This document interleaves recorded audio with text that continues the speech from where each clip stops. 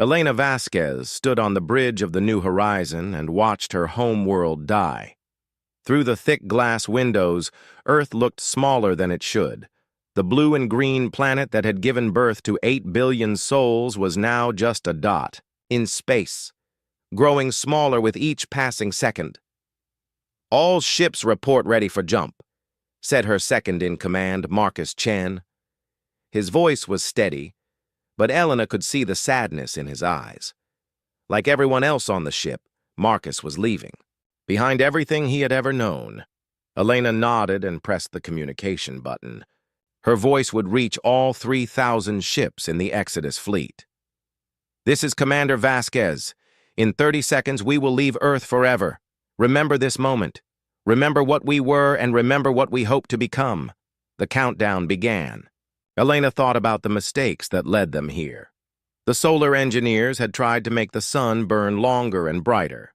They wanted to give Earth more time, more energy. Instead, their experiments had made the sun unstable. In 50 years, maybe less, it would collapse and take Earth with it. 10 seconds, Marcus said. Elena closed her eyes. When she opened them, they would be somewhere else, somewhere far from home. Jump. The stars outside the window suddenly stretched into long lines of light. The New Horizon shook as it entered faster-than-light travel. Elena felt her stomach twist. The ship's gravity. Systems struggled to keep up with the strange effects of their primitive FTL engines. "Jump complete," Marcus reported. "We are now traveling at 15 times the speed of light." Elena looked at the star charts on her screen. Their destination was a system called Kepler 442, about 1,200 light-years from Earth. With their current technology, the journey would take 80 years. Most of the people on the ships would die before they reached their new home. "Status report from all ship groups," Elena ordered. The reports came in slowly. The Exodus fleet had been split into 12 groups, each heading to a different star system. This way, if some groups failed, others might survive. Elena's group had the most ships, 3,000 vessels carrying 600 million people. "Group 7 reports engine problems," said Communications Officer Lisa Park. "They are falling behind." Elena frowned. Group 7 was led by Captain James Rodriguez, one of her oldest friends. "Tell them to maintain course. We cannot stop for repairs." It was a hard truth. The fleet had enough supplies for the planned journey time. If they stopped or slowed down, people would starve. Every group had to reach their destination on schedule, or they would all die in the cold darkness between stars. "Commander," said Dr. Sarah Kim, the fleet's chief scientist, "I'm seeing strange readings from the FTL drives. The time dilation effects are stronger than expected." Elena turned to look at her. "What does that mean?" "It means time is moving. Differently for us than for the rest of the universe. A day for us might be a week for someone not traveling at FTL speeds, or it might be the opposite. Our computers cannot calculate it exactly." Elena felt a chill run down her spine. They had tested the FTL drives many times, but never for such a long journey. No one knew what would happen when they used the drives for decades without stopping. "How different?" Elena asked. Dr. Kim looked at her instruments again. "I don't know. Maybe we will arrive at our destination in 80 years. Maybe 800, maybe 8. The bridge fell silent. Elena realized that they were not just leaving Earth behind. They were leaving time itself behind. When they finally stopped, the universe might be a completely different place. "All ships, this is Commander Vasquez," Elena said into the communications system. "Continue on course. Whatever happens, we do not turn back." Days passed, then weeks. The strange effects of long-term FTL travel began to show themselves. Some people aged faster than others. Some aged slower. The ship's clocks could not agree on what time it was. In one section of the New Horizon, a week had passed. In another section, only 3 days. Elena walked through the ship's corridors and saw the faces of her people. Families held each other close. Children asked when they would see Earth again. Parents told them they wouldn't, but that they would. See something better. "Commander, you need to see this," Marcus called from the bridge. Elena hurried back to find Marcus staring at the long-range sensors. "What is it?" "We're being watched," Marcus said. "3 ships, keeping pace with us from a distance. They're not human." Elena felt her heart race. First contact with alien life, and it was happening now, while humanity was running away from home like refugees. "Can we communicate with them?" "They sent us a message," Lisa Park said. "It's in mathematical symbols. Very basic. They want to know who we are and where we're going." Elena thought carefully. These aliens had found them easily. That meant they had better technology than humans. They could probably destroy the entire fleet if they wanted to. "Send a reply," Elena ordered. "Tell them we are travelers looking for a new home. Tell them we mean no harm." The reply came quickly. Lisa translated the mathematical symbols. "They say they understand. They are part of something called the Galactic Consortium. They wish us luck on our journey." "That's all?" Elena asked. "That's all? They're leaving now." Elena watched the alien ships disappear from the sensors. She wondered what the aliens thought of humanity. Did they see a brave species exploring the galaxy? Or did they see primitives running away from their own mistakes? "Commander," Dr. Kim said, "I've been studying the time effects more. I think I understand what's happening." "Tell me." "Our FTL drives create a bubble around each ship. Inside the bubble, time moves normally. But the bubbles are not stable. Sometimes they overlap with each other. Sometimes they separate. The time difference between ships in our fleet could become very large." Elena looked at the fleet display. 3,000 ships, all trying to stay together across impossible distances. How large? Some ships might arrive at Kepler 442 years before others. Some might arrive decades later, and that's just within our group. Elena thought about the other 11 groups heading to different stars. Each group would experience different time effects. When humanity finally stopped running, they might be scattered across not just space, but time itself. "There's something else," Dr. Kim continued. "The alien ships that watched us. They were using much more advanced FTL technology. Their time, bubbles were stable. For them, this journey would take exactly as long as planned. And for us, anything could happen." Elena made a decision that would echo through history. "All ships, this is the commander. We are going to push our engines harder. If time is going to scatter us anyway, we might as well get to our destination as fast as possible." "Ma'am, that's dangerous," Marcus warned. "The engines could fail." "The engines could fail anyway," Elena replied. "At least this way, we control our own fate." The New Horizons' engines roared louder. Around the fleet, 3,000 ships increased their speed. Elena watched the stars stretch further, becoming thin lines of light that seemed to go on forever.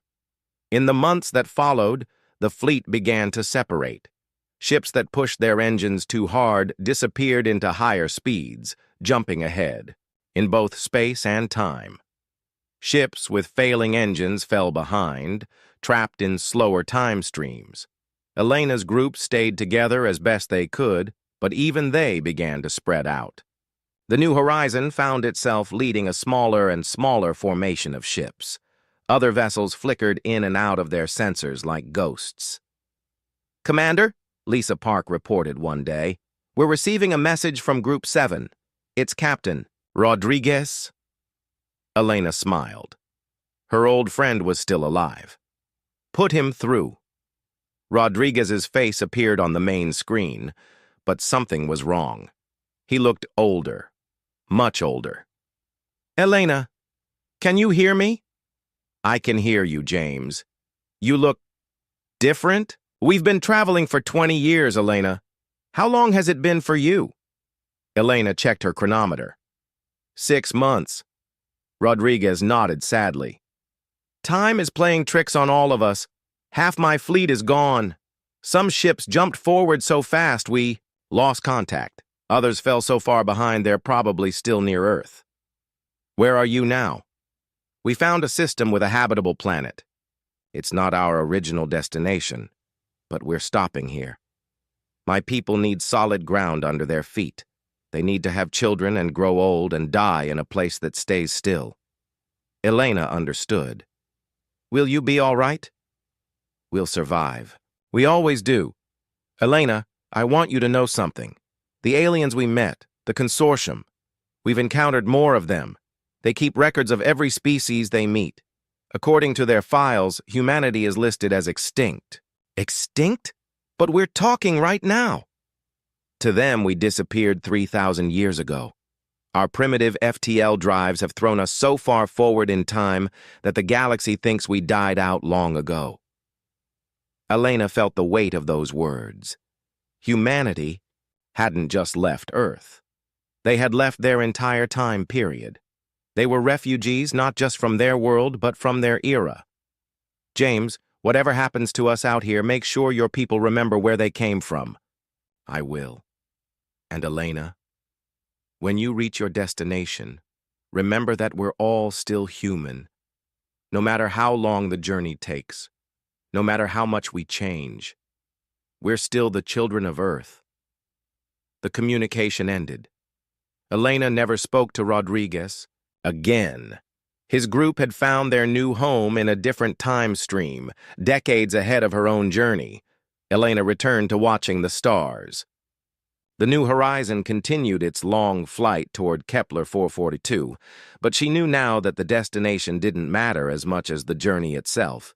Humanity was being scattered across the galaxy like seeds in the wind. Some would find good soil and grow strong. Others would drift in the darkness forever, but they would survive. They always did. Elena was an old woman when the New Horizon finally dropped out of FTL near Kepler 442. The journey that should have taken 80 years had lasted 150. Half the ships in her group had been lost along the way, scattered to different times and places. But they had made it. The planet below was blue and green, with vast oceans and continents that reminded Elena of Earth, a place where humanity could start again. As the first shuttles prepared to land, Elena made one final transmission. She aimed it back toward Earth, hoping that somehow, somewhen, someone would hear it. This is Commander Elena Vasquez of the Terran Exodus Fleet. We have reached our destination. Humanity survives. Remember us. She didn't know that her message would take thousands of years to reach Earth, by which time the sun had already died, and the solar system was empty. She didn't know that other alien races would find the transmission and add it to their historical records, marking it as the last communication from an extinct species. And she certainly didn't know that humanity was just beginning a journey that would make them legends. Dr. Kethlar adjusted her crystalline body to better interface with the computer systems. As a Zephyrian, she could directly connect her consciousness to electronic networks, making her one of the best archaeologists in the Galactic Consortium. Today, she was studying another mystery from the Outer Rim territories. Computer, display the artifact found on Kepler 442b, she said in the musical language of her people. A hologram appeared above her desk. It showed a strange metal object, about the size of a small building. The metal was corroded and ancient, but the design was unlike anything the consortium had seen before. Analysis complete, the computer announced. Artifact age, approximately 2,800 years. Composition, iron-titanium alloy with traces of unknown elements. Purpose, unknown. Origin, unknown.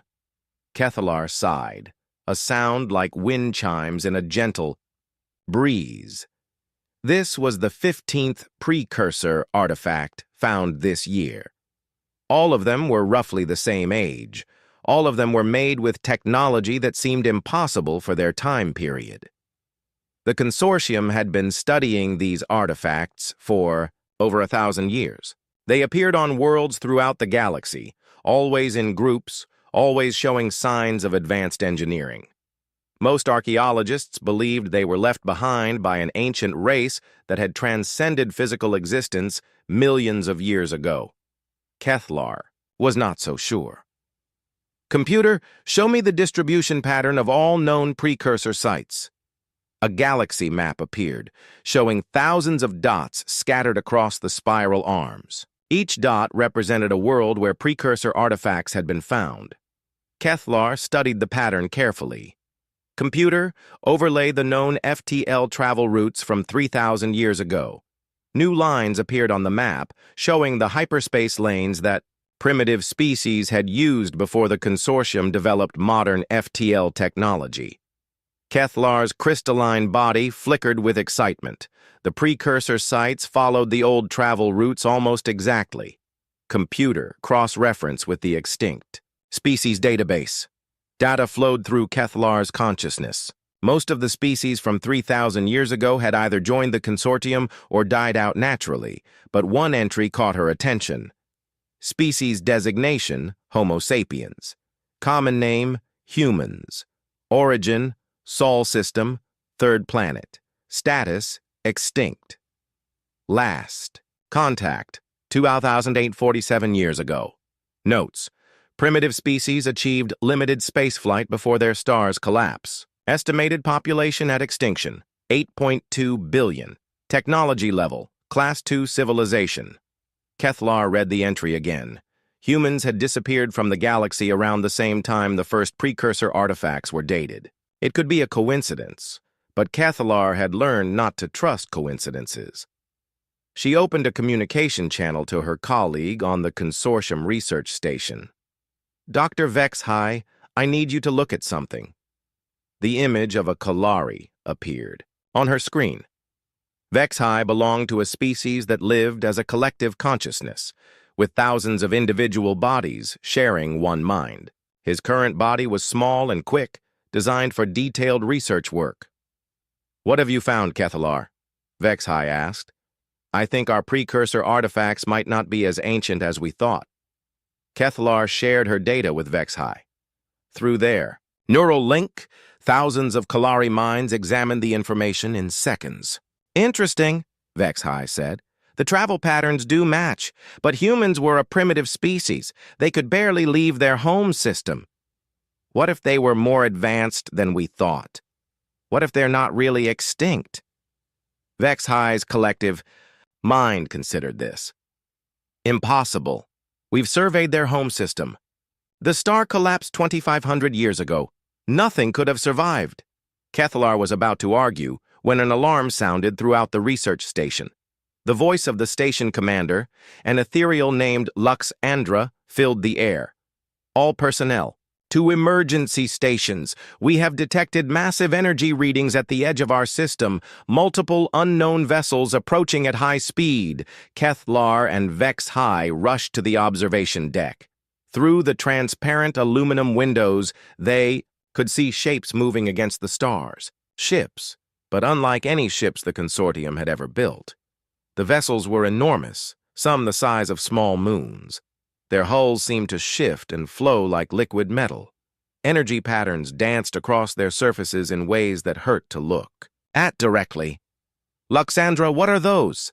Kethlar asked. The ethereal commander floated nearby, her energy form pulsing with worry. We don't know. They're using technology we can't understand. Our sensors can barely detect them. Are they hostile? Unknown. They're not responding to our communications. But, Kethlar, there's something else. We're detecting similar energy signatures at 17 other consortium worlds. Kethlar felt her crystalline structure go cold. They're everywhere? It appears. So, the Consortium Council is calling an emergency session. All research is suspended until we understand what we're dealing with. As the strange ships moved closer to the research station, Kethlar noticed something familiar about their design.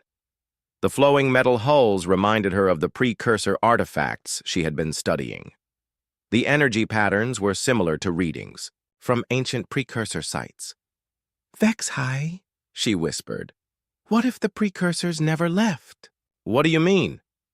What if they just went somewhere else for a while? What if they're coming back? Before Vexhai could answer, the largest of the unknown ships moved directly in front of the research station. It was so big that it blocked out the stars behind it. Strange symbols appeared on its hull, glowing with soft blue light. "Luxandra, are you seeing this?" Kethalar asked. "Yes. The symbols appear to be some form of communication. We're trying to translate them now." The translation came quickly.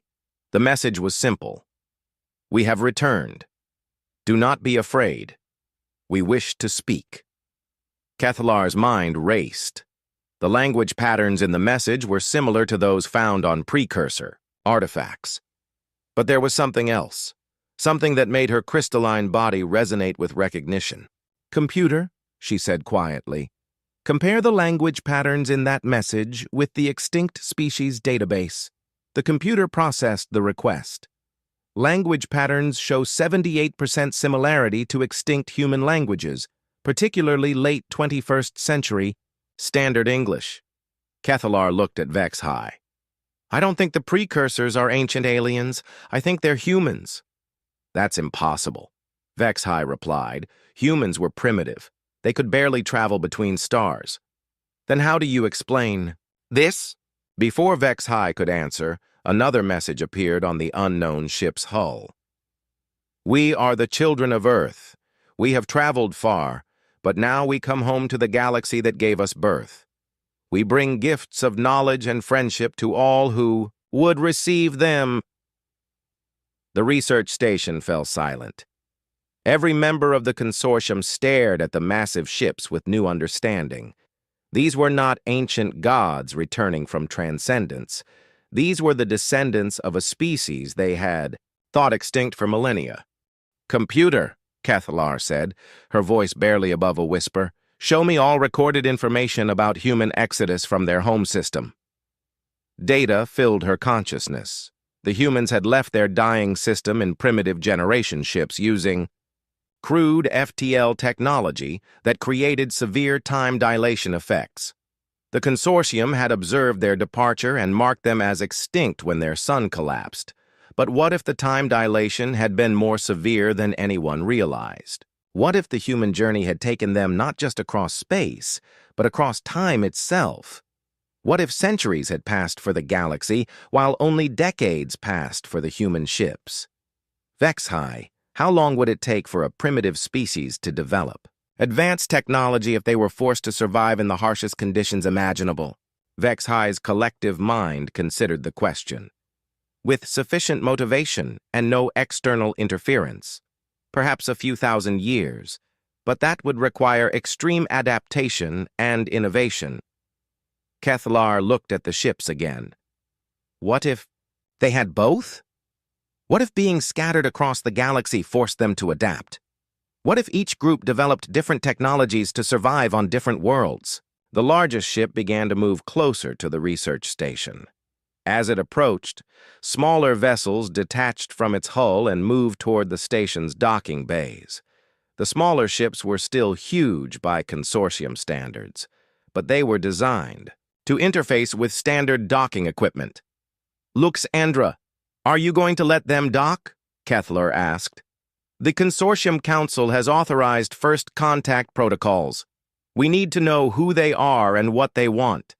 As the human ships docked, with the research station, Kethalar realized that everything the consortium thought they knew about the galaxy was about to change. The species they had worshipped as ancient gods were actually the descendants of refugees they had dismissed as primitives. The irony was overwhelming. For centuries, the consortium had built temples around precursor artifacts. They had prayed to the vanished precursors for wisdom and guidance. They had wondered what it would be like to meet such an advanced species. Now they were about to find out.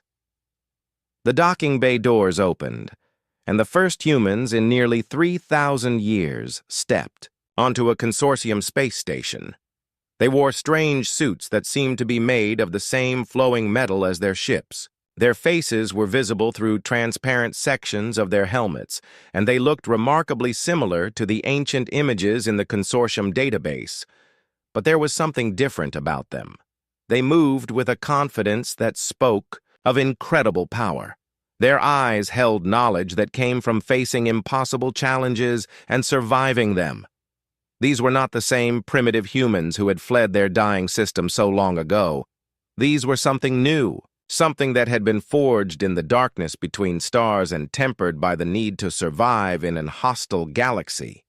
The lead human removed her helmet, revealing a face that was both young and ancient.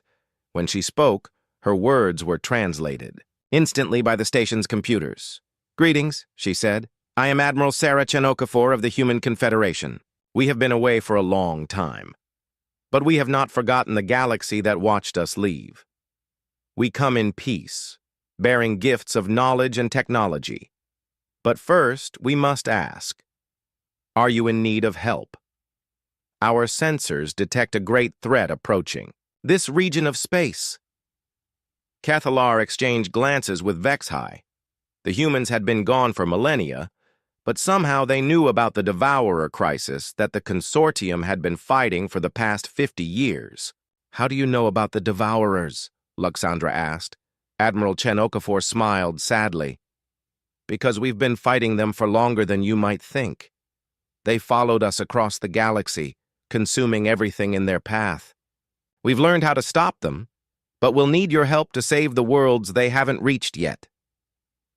As the implications of her words sank in, Kethler realized that humanity's return was not just a reunion. It was a rescue mission. The species. The consortium had thought extinct had been fighting humanity's enemies in the darkness, protecting worlds that didn't even know they existed. The children of Earth had indeed come home, and they had come as saviors. Marcus Chen-Okafor stood on the observation deck of the colony ship New Dawn and watched the volcanic planet below. Prometheus was not a kind world. Its surface was covered with active volcanoes that spewed ash and fire into the toxic atmosphere. The oceans boiled with acidic compounds that could dissolve metal in minutes. It was perfect. "Are you sure about this, Marcus?" asked Dr. Janet Walsh, the colony's chief scientist. "We could still look for another world. This system has 6 other planets." Marcus shook his head. "The other planets are worse. 2 are gas giants, 3 are frozen rocks, and 1 is too close to the star. Prometheus is the only planet in the habitable zone." "Habitable?" Janet laughed bitterly. "Marcus, the air is poison, the water is acid, the ground shakes constantly from earthquakes. This isn't habitable. This is hell." Marcus smiled. "Then we'll have to make it heaven." The New Dawn had been traveling for 200 years. Like all the human colony ships, it had been scattered across time and space by the faulty FTL drives of the Exodus fleet. When they finally dropped out of hyperspace, they found themselves alone in a system that no human had ever seen before. They had supplies for another 50 years of travel, but Marcus made the decision to stop. His people needed a home, even if that home wanted to kill them. "Begin landing operations," Marcus ordered. "All essential personnel to the surface. Start with the deep mining teams." The first shuttles launched toward Prometheus, carrying the equipment and people who would build humanity's new home. Marcus watched them disappear into the thick atmosphere and tried not to think about how many might not come back. The early days on Prometheus were brutal. The volcanic atmosphere corroded their equipment faster than they could repair it. Earthquakes destroyed their first 3 base camps. The acidic rain ate through their protective suits in hours, but humans adapted. They always did. Dr. Walsh developed new alloys that could resist the acid rain. The engineering teams learned to build structures that could flex with the earthquakes. The farmers found ways to grow food in the volcanic soil, using the planet's own heat as energy. Most importantly, they learned to change themselves. "Marcus, you need to see this," Janet said one day. She led him to the medical bay where a group of children were playing. These were the first generation born on Prometheus, and they were different. Their skin was darker, with a metallic sheen that reflected the harsh light. Their lungs were larger, designed to process the thin atmosphere. Their bones were denser, able to handle the planet's high gravity. Genetic adaptation, Janet explained. The children are evolving to survive here. In a few generations, they'll be perfectly suited to this world. Marcus watched the children play and felt a mixture of pride and sadness. These were still human children, but they were becoming something new.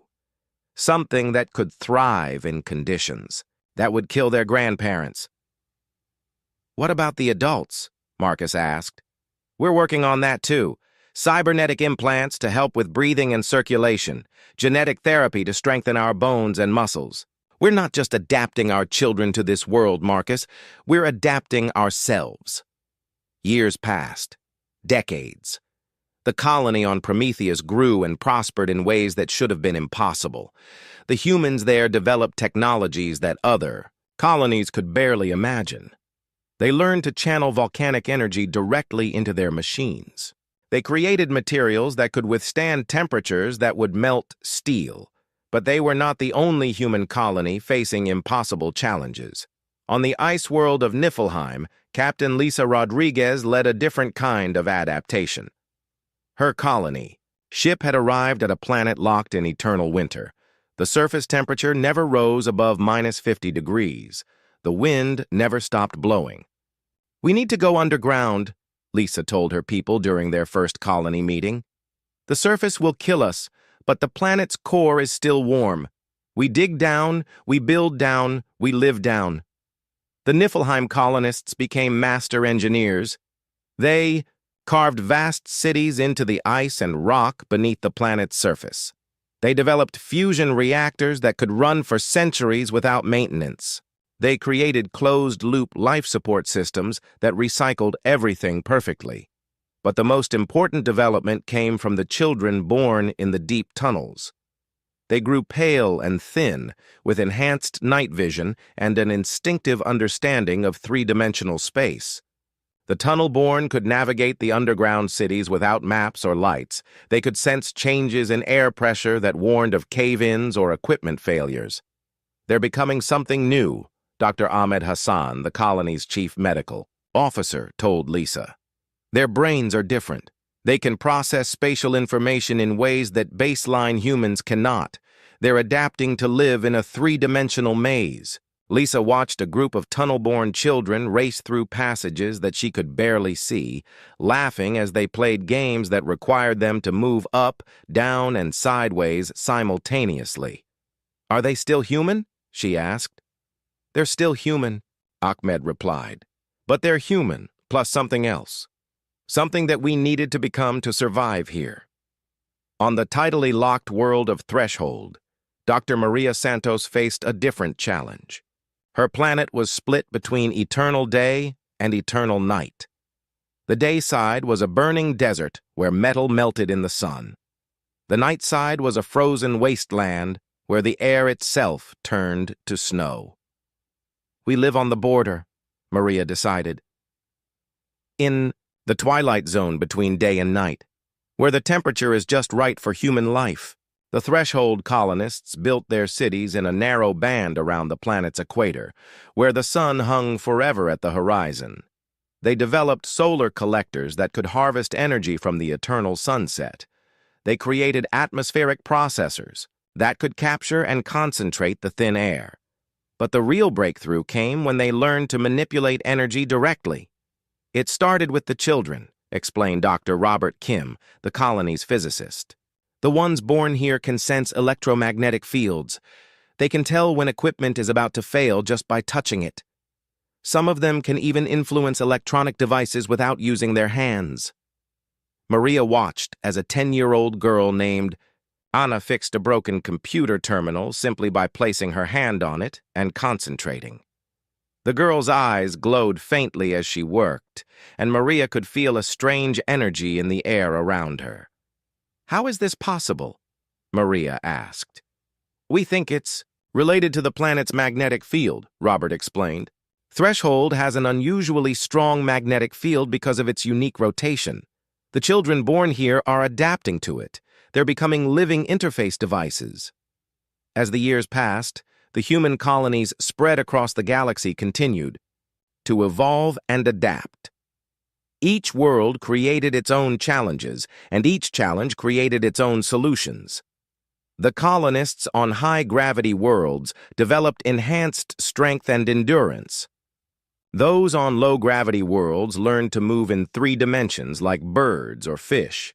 The settlers on radiation-bombarded planets grew resistant to energy damage.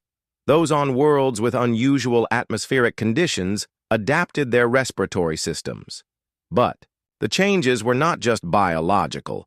Each colony developed new technologies, new ways of thinking, new approaches to problems that baseline humanity had never faced. The Prometheus colonists became masters of materials science, creating substances that could exist in conditions that violated conventional physics.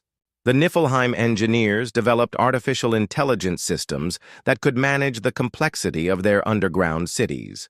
The Threshold settlers learned to store and manipulate energy in ways that seemed like magic.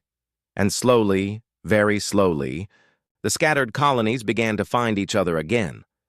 "Marcus, we're receiving a transmission," Janet told him one day. Marcus was old now, his hair gray and his body enhanced with cybernetic implants that helped him survive on Prometheus. But his mind was still sharp, and his curiosity was stronger than ever. "From where?" "The Kepler system. It's definitely human in origin, but the technology is unlike anything we've seen."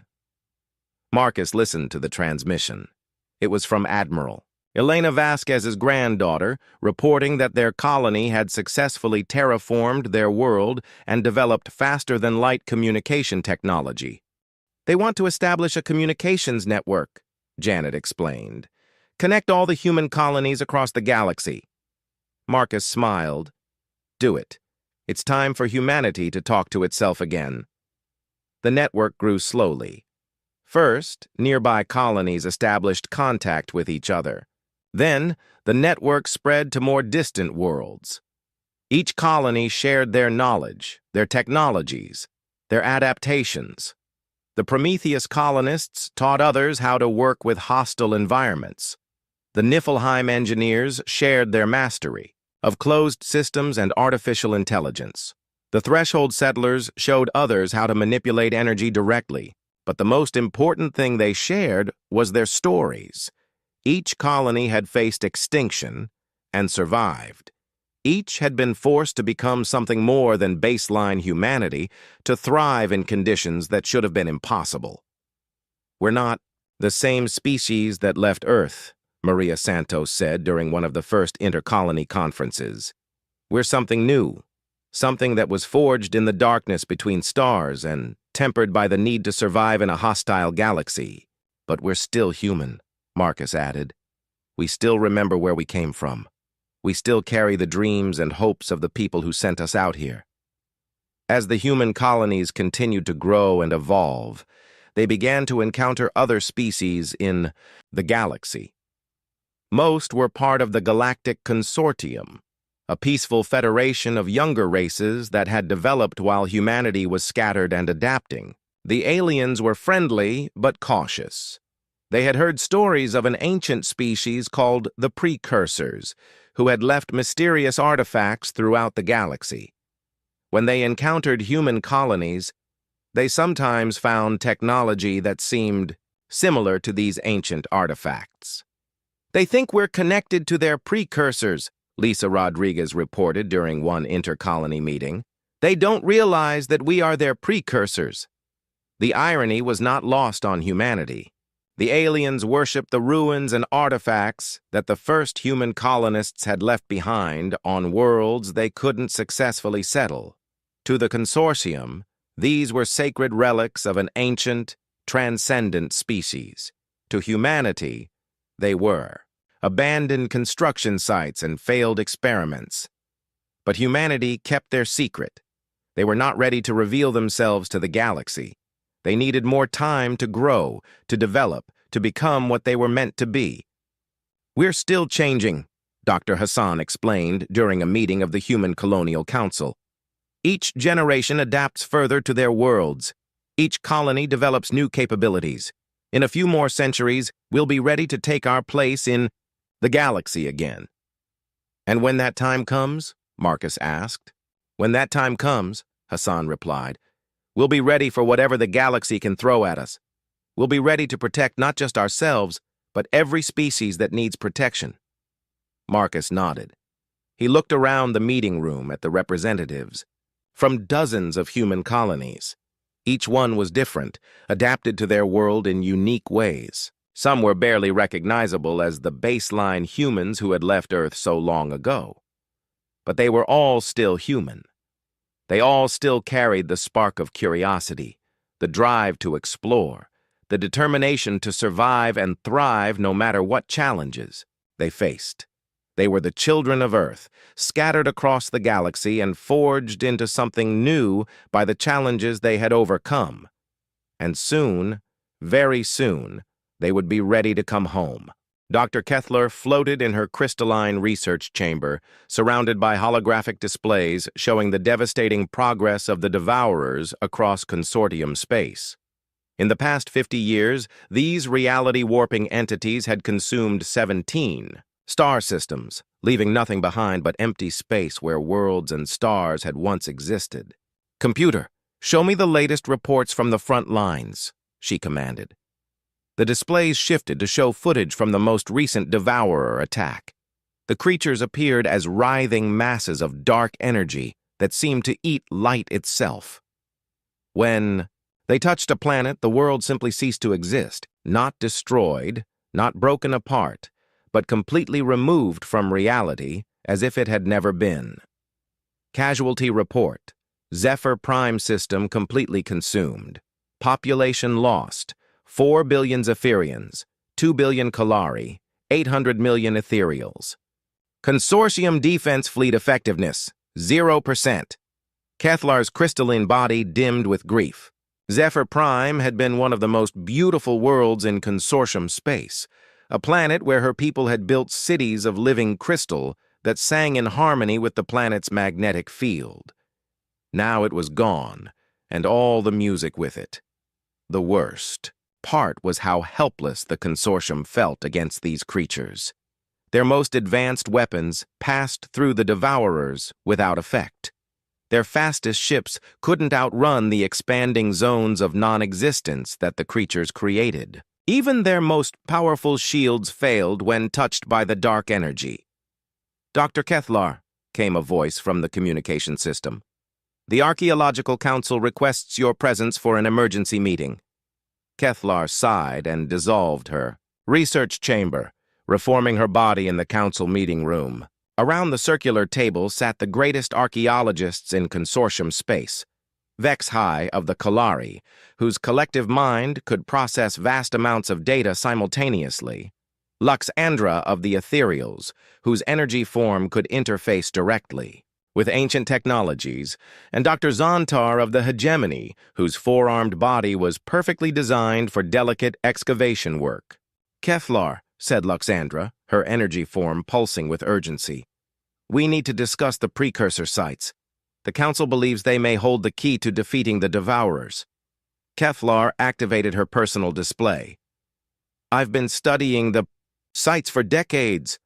While the technology is advanced, I haven't found anything that could be weaponized against the Devourers." "But you haven't looked at all the sites," HYF said, his collective mind speaking through one of his smaller bodies. "There are precursor ruins in systems that we haven't fully explored, sites that might contain different technologies." Dr. Zontar leaned forward, his four arms manipulating a complex holographic model. "The Federation has authorized unlimited resources for precursor research. Every available ship, every archaeological team, every piece of scanning equipment. We need to find something that can stop these creatures before they consume the entire galaxy." Kethlar studied the galaxy map showing all known precursor sites. There were thousands of them, scattered across every arm of the galaxy. Most had been studied extensively, but some were in remote systems that were considered too dangerous or too unimportant to explore fully. "I'll need access to the deep archive," Kethlar said. "All the survey data from the past 3,000 years. If there's something we've missed, it will be in the original exploration reports." "Granted," Luxandra replied. "Whatever you need." Kethlar spent the next several weeks immersed in the deep archive, reviewing thousands of survey reports and exploration logs. The data was overwhelming, even for her enhanced crystalline mind. Reports of strange artifacts, unusual energy readings, mysterious structures that defied explanation. But as she studied the data, a pattern began to emerge. The precursor sites weren't randomly distributed across the galaxy. They followed specific routes, as if the precursors had been traveling from one location to another in a systematic way. "Computer, overlay the precursor site locations with historical FTL travel routes from 3,000 years ago." The galaxy map shifted, showing the primitive hyperspace lanes that early spacefaring species had used before the development of modern FTL technology. Kethlar's crystalline structure brightened with excitement. The precursor sites followed the old travel routes almost perfectly. "Computer, cross-reference precursor site, dates with the extinction timeline of known species from the same time, period." Data flowed through Kethlar's consciousness. Most species from 3,000 years ago had either evolved into current consortium members or had died out naturally. But one entry stood out: Homo sapiens, humans. They had achieved spaceflight and then vanished around the same time the first precursor artifacts appeared. Kethlar opened a secure communication channel to HFY. "I need you to look at something. And I need you to keep this confidential until we're sure." HFY's image appeared on her screen. "What have you found?" "I think the precursors might be humans." HFY's collective mind processed this information in microseconds. "Impossible. Humans were a primitive species. They barely had FTL capability." "Then, explain this." Kethlar shared her data with HFY. "The travel patterns match, the timeline matches, and there's something else." Kethlar pulled up a linguistic analysis she had been working on. "Computer, compare the symbol sets found on precursor artifacts with known human languages. Symbol sets show 73% correlation with late human mathematical and scientific notation," the computer reported. HFY was silent for a long moment. "If this is true, then the species we've been worshipping as transcendent gods are actually the descendants of refugees we thought were extinct," Kethlar finished. "But where are they now? If humans didn't die out, if they became the precursors, where have they been for the past 3,000 years?" Before Kethlar could answer, alarms began sounding throughout the research station. The voice of the station commander filled the air. "All personnel to emergency stations. Multiple devourer entities detected approaching the system." Kethlar and HFY rushed to the observation deck. Through the transparent walls, they could see the darkness approaching. It wasn't the normal blackness of space, but something that seemed to absorb light and reality itself. "How many?" Kethlar asked the commander. 7 entities approaching from different vectors. They'll reach the inner system in 6 hours. Kethlar felt her crystalline structure go cold. 7 devourers was more than had ever attacked a single system before. The research station and the 2 inhabited worlds in the system had no chance of survival. "Commander, we need to evacuate immediately," HFY said. "Evacuation ships are already launching," the commander replied, "but they won't be fast enough. The devourers are moving faster than our ships." Kethlar watched the evacuation ships struggle to escape the system. They were loaded with millions of refugees from the inhabited worlds, but they would never reach the safety of hyperspace before the devourers caught them. "Wait," she said.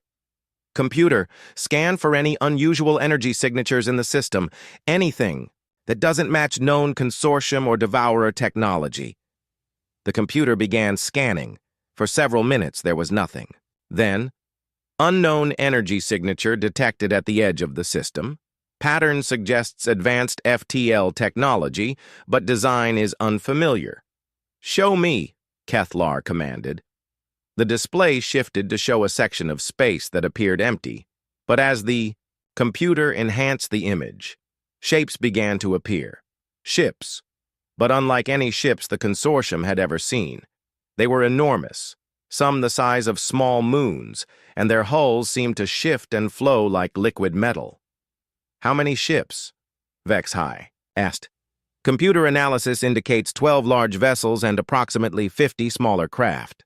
They are using stealth technology that renders them nearly invisible to our sensors." As they watched, the unknown ships began to move toward the approaching devourers. They didn't try to hide anymore. Instead, they seemed to unfold like flowers, revealing weapon systems that pulsed with strange energy. "Commander, are you recording this?" Kethlar asked. "Yes, but I don't understand what we're seeing." The unknown ships reached the devourers and opened fire, but these weren't normal weapons. Instead of energy beams or projectiles, the ships seemed to be firing reality itself. Where their weapons struck the devourers, space-time twisted and folded, creating barriers that the dark entities couldn't cross. "Impossible," HFY whispered. "No one has technology that can affect the devourers." But as they watched, the battle continued. The unknown ships moved with impossible grace, their flowing hulls adapting to counter each devourer attack. When one of the dark entities tried to erase a ship from reality, the ship simply stepped sideways into a different dimension and continued fighting. Within an hour, all 7 devourers had been destroyed. Not driven away, not contained, but actually destroyed. The dark entities that had seemed invincible were reduced to harmless wisps of energy that dissipated into normal space. "Computer, scan the unknown ships," Kethlar ordered. "Ships are departing the system at high speed. However, they have left a message beacon in orbit around the research station." "What does it say?" The message appeared on the main display. It was written in mathematical symbols that the computer could translate easily.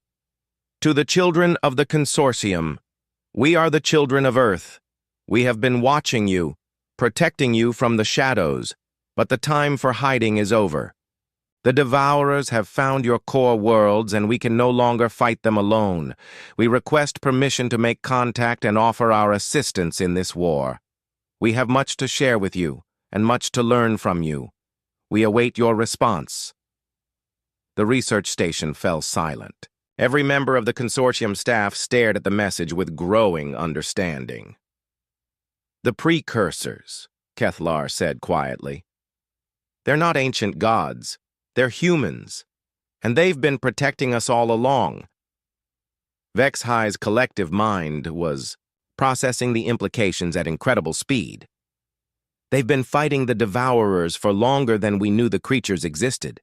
That's why some devourer attacks failed mysteriously. That's why some systems that should have been consumed were left untouched. And now they're offering to help us openly," Kethlar added. "But why now? Why reveal themselves after staying hidden for so long?" The answer came from the station's long-range sensors.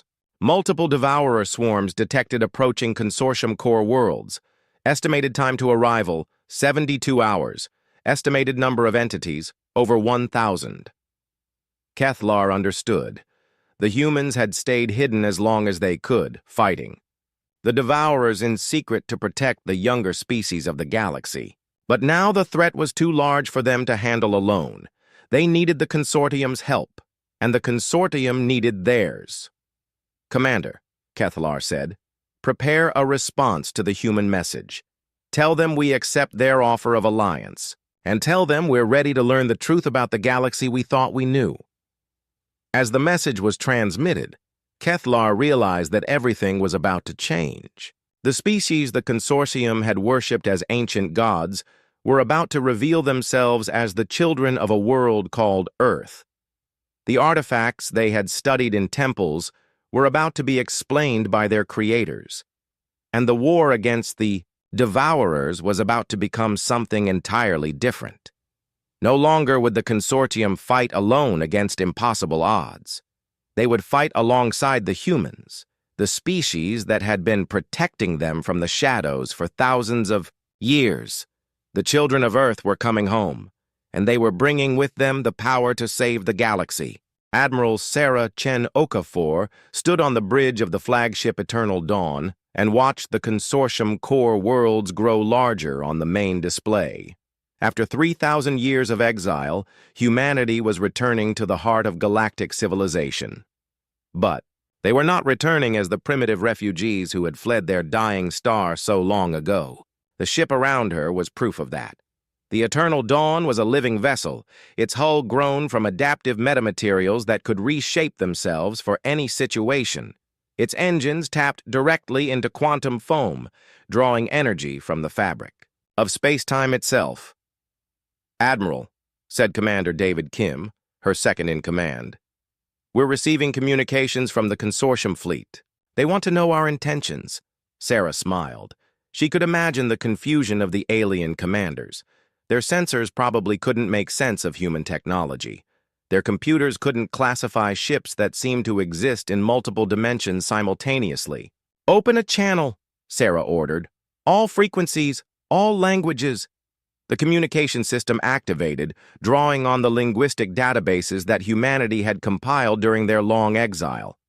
Sarah's words would be translated into thousands of alien languages simultaneously. "This is Admiral Sarah Chen Okafor of the Human Confederation," she said. "We come in peace, as friends and allies. We are the children of Earth, returning to the galaxy that gave us birth. We bring gifts of knowledge and friendship to all who would receive them." The response came quickly from the consortium fleet. It was in the musical language of the Zephyrians, but Sarah's neural implants translated it instantly. "Admiral Chen Okafor, this is Fleet Commander Kethlar of the Galactic Consortium. We welcome you home. Our scientists have confirmed your identity as the descendants of the human species.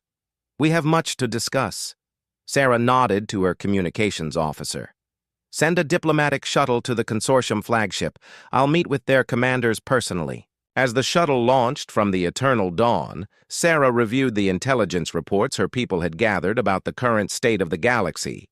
The consortium was a peaceful federation of younger species, much like humanity had hoped to build before their exodus. They had developed art, science, and philosophy during humanity's absence, but they had also developed something else, a religion based on the worship of the precursors, the mysterious ancient race that had left artifacts throughout the galaxy, the transcendent beings who had supposedly evolved beyond physical existence millions of years ago. Sarah knew the truth. The precursors were humans. The artifacts were the remains of failed colonies and abandoned construction projects. The mysterious advanced technology was the result of 3,000 years of forced evolution and adaptation. The diplomatic shuttle docked with the consortium flagship, and Sarah was escorted to the main conference room. The aliens who greeted her were a diverse group: crystalline Zephyrians, collective-minded Kalari, energy-based ethereals, and several other species she didn't recognize. "Admiral Chen Okafor," said Fleet Commander Kethlar, her crystalline body shimmering with excitement. "We have so many questions. We've been studying your people's artifacts for centuries. We thought you were extinct." "We were never extinct," Sarah replied. "We were just elsewhere, learning, growing, becoming what we needed to become to survive in a hostile galaxy." "The precursor sites," said Dr. Vexhai, one of the Kalari representatives. "They're really human ruins?" Sarah nodded. "Failed colonies, mostly. Worlds where our people couldn't establish permanent settlements. We left behind whatever we couldn't carry when we moved on." She could see the shock on their faces as they processed this information. For centuries, the consortium had built temples around human ruins. They had prayed to humanity's ancestors for wisdom and guidance. "We need to discuss the immediate crisis," Sarah said gently. "The Devourers are approaching your core worlds in greater numbers than ever before. We've been fighting them for centuries, but this final assault is beyond what our fleets can handle alone. Fleet Commander Kethlar's crystalline structure darkened. Our intelligence suggests over 1,000 Devourer entities are converging on Consortium space. Our weapons are ineffective against them. Our weapons work, Sarah said, but we need your help to deploy them effectively. The Devourers have learned to counter our tactics. They're adapting faster than we can respond. She activated a holographic display showing the approaching Devourer swarm. The dark entities moved through space like a plague, consuming everything in their path. "What do you need from us?" asked Luxandra, the ethereal commander. "Coordination," Sarah replied. "Your knowledge of Consortium space, your logistics networks, your understanding of the Devourers' behavior patterns. We have the weapons to stop them, but we need your help to use those weapons where they'll do the most good." Over the next several hours, Sarah shared human tactical knowledge with the Consortium commanders. She showed them how reality anchors could prevent the Devourers from erasing matter from existence. She explained how quantum disruptors could destroy the dark energy that gave the creatures their power. But more importantly, she shared the story of humanity's long exile. "When we left Earth, we were a single species with a single culture," Sarah explained. "But the galaxy scattered us across time and space. Each colony faced different challenges, developed different adaptations. We became many tribes, many subspecies, but always remained one people." She showed them images from human worlds, the fire-adapted colonists of Prometheus, with their metallic skin and enhanced heat resistance, the tunnel-born humans of Niflheim, with their pale skin and enhanced spatial perception, the energy manipulators of Threshold, who could interface directly with electromagnetic fields. "Each world forced us to become something new," Sarah continued. "But we never forgot what we were. We remained human, no matter how much we changed." Dr. Kethlar leaned forward. "And now you've returned to help us fight the Devourers. Why?" "What do you gain from protecting us?" Sarah smiled. "Because that's what humans do. We protect those who need protection. We fight for those who cannot fight for themselves. It's what makes us human." The tactical planning continued for days. Human and Consortium fleets took positions throughout the galaxy, preparing for the largest battle in galactic history. The Devourers approached steadily, their dark energy signatures growing stronger with each passing hour. Sarah stood on the bridge of the Eternal Dawn as the first Devourer entities entered Consortium space. Around her, the combined human and alien fleets prepared for battle. "All ships, this is Admiral Chen Okafor," she broadcast to the entire Allied fleet. "Today we fight not as separate species, but as children of the same galaxy. Today we show the darkness that light will always find a way to shine." The battle began at the edge of the Consortium core systems. Devourer entities poured into normal space like living nightmares, their dark energy tendrils reaching out to consume everything they touched. But this time, they met organized resistance. Human. Reality anchors created barriers that the Devourers couldn't cross. Consortium ships guided the human vessels to optimal firing positions. Alien sensor networks tracked Devourer movements, while human weapons tore holes in their dark energy matrices. Sarah watched as a Devourer tried to erase one of the Consortium battleships from existence. The human reality anchor on the ship activated, creating a bubble of stable spacetime around the vessel. The Devourer's attack failed, and Consortium weapons systems fired back, guided by human targeting computers. "It's working," Commander Kim reported. "The combined tactics are effective. Devourer casualties are mounting." But the battle was far from over. More and more Devourer entities entered the system, their numbers seeming endless. For every creature destroyed, 2 more took its place.